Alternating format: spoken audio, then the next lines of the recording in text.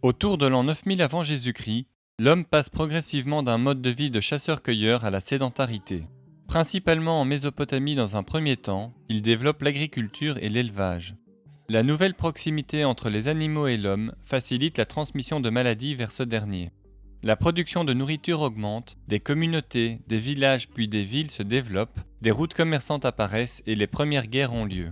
Tout ceci facilite la propagation de nouvelles maladies contagieuses. Bien qu'il n'y ait pas suffisamment de traces historiques ni de documentation, les premières épidémies ont probablement lieu à cette époque, et peut-être même les premières pandémies, c'est-à-dire la propagation d'une épidémie au sein de différents peuples dans des zones géographiques étendues. C'est dans les livres religieux et dans certains papyrus égyptiens que sont relatées les premières épidémies. Grâce au développement de l'écriture, un récit provenant d'un historien grec permet de situer autour de 430 avant Jésus-Christ une première pandémie, appelée la peste d'Athènes, qui est une maladie pas encore identifiée de nos jours. D'après le récit et donc le point de vue grec, celle-ci est apparue en Éthiopie, s'est propagée en Égypte puis en Libye, pour ensuite se répandre via la mer dans le bassin méditerranéen. Athènes et Sparte et leurs alliés sont alors en guerre. Athènes, qui accueille de nombreux réfugiés, est assiégée.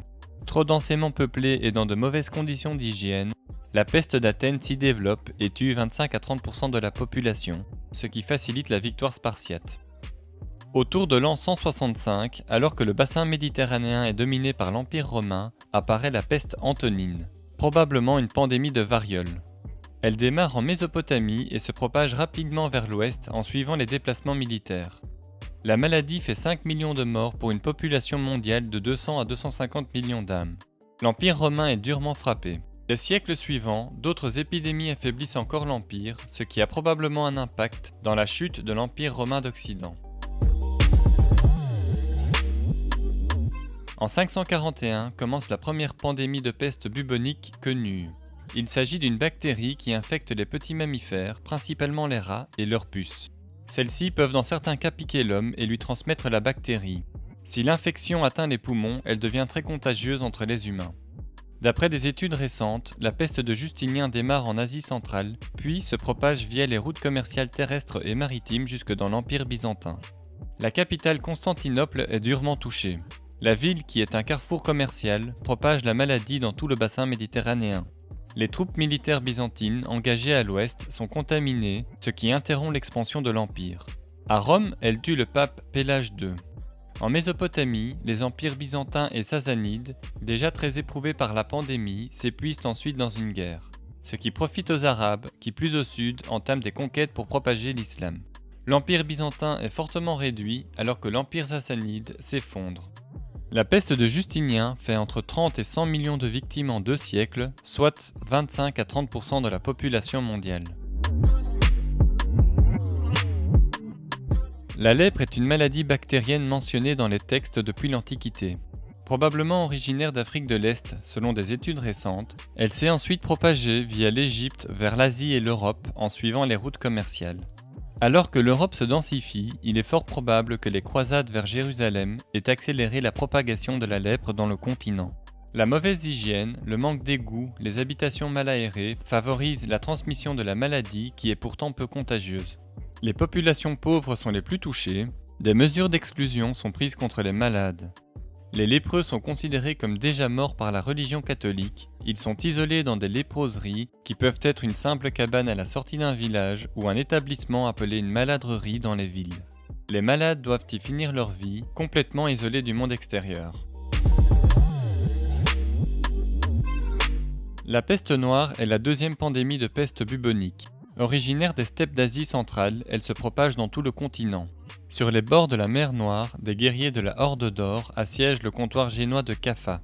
Affaiblis par la peste, ils catapultent leurs morts dans la ville afin d'y propager la maladie. Des rats ont aussi probablement contaminé la ville. Après l'échec du siège, les marins génois reprennent le commerce à travers l'Europe, propageant la peste dans les villes portuaires. La maladie se répand ensuite à l'intérieur des terres. Seule une grande partie de la Pologne, de la Bohême et de la Hongrie est épargnée. La peste se développe particulièrement dans les zones densément peuplées et touche plus durement les populations pauvres, mal nourries et vivant dans des conditions insalubres. Les médecins sont dépassés. en quelques années, la maladie fait 200 millions de morts dans le monde, dont un peu moins de la moitié de la population européenne.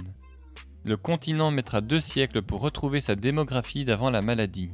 La peste noire est endémique, c'est-à-dire qu'elle fera plusieurs réapparitions locales les siècles suivants.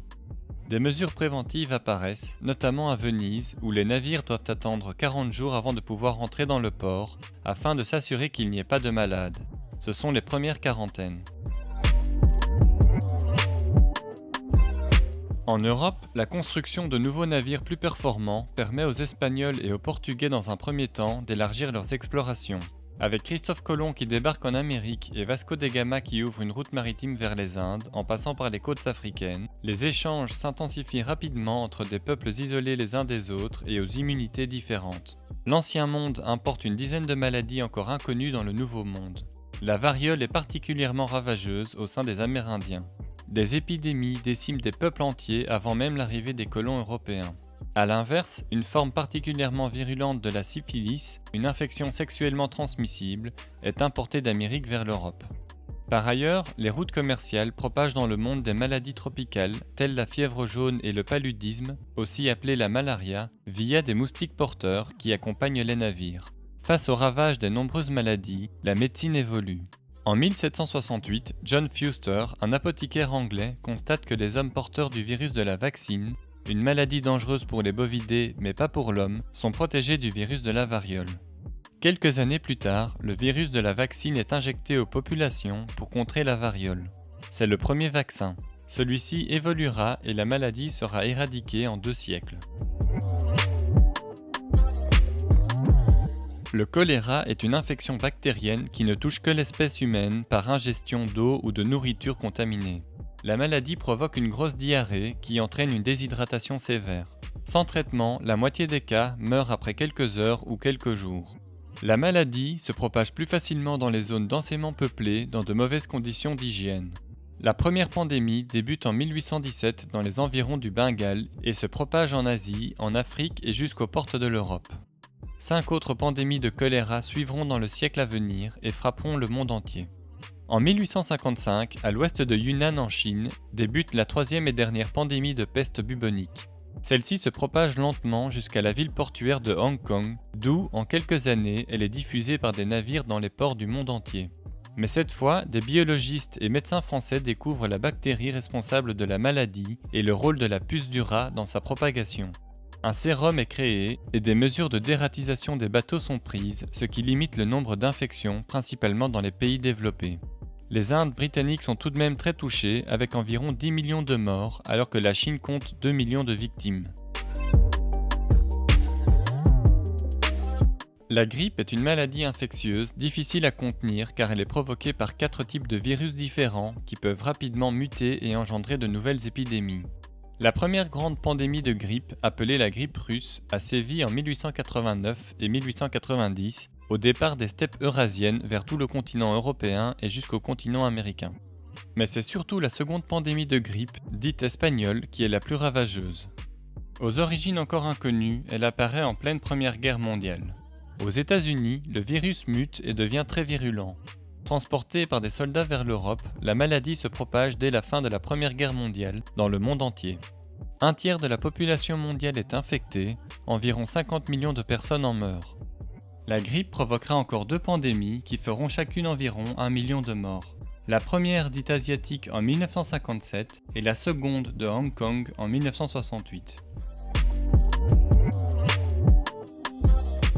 Originaire du centre de l'Afrique, cela fait environ 60 ans que le virus provoquant la maladie du sida s'est transmis du chimpanzé vers l'homme lors de la chasse. Le virus s'est lentement répandu jusqu'à atteindre Léopoldville au Congo belge, d'où il s'est propagé en suivant les cours d'eau et les chemins de fer. Après l'indépendance du pays, le virus se répand dans tout le continent. En 1964, le retour de travailleurs haïtiens contaminés le propage en Amérique du Nord, notamment aux États-Unis dès 1970. En 1983, à Paris, l'Institut Pasteur identifie le virus VIH qui provoque le sida. La maladie affaiblit les défenses immunitaires et facilite donc le développement d'autres infections. Le sida se répand ensuite mondialement jusqu'à être qualifié de pandémie en 2005. La prévention, les traitements et les moyens contraceptifs permettent de freiner la maladie qui a fait environ 30 millions de victimes ces 30 dernières années. Aujourd'hui, quelques 40 millions de personnes sont porteuses du VIH.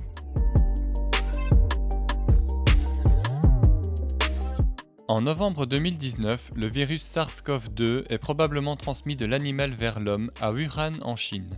Profitant de la mondialisation, la nouvelle maladie se propage très rapidement, si bien que le 11 mars 2020, l'Organisation mondiale de la santé qualifie l'épidémie de pandémie. Par ailleurs, malgré de gros progrès en médecine, d'autres maladies font encore de nombreuses victimes. La peste est toujours endémique et réapparaît régulièrement. La dernière épidémie en 2017 a frappé Madagascar et les Seychelles. Une 7e pandémie de choléra est en cours depuis 1961 et fait encore, d'après l'OMS, environ 100 000 victimes chaque année. Il y a aujourd'hui un peu moins de 3 millions de lépreux dans le monde, alors que la grippe saisonnière tue environ 500 000 personnes. Le paludisme ou la malaria fait autant de victimes chaque année, en très grande majorité des enfants en bas âge en Afrique subsaharienne. Les populations pauvres et reculées restent les principales victimes de ces épidémies et pandémies.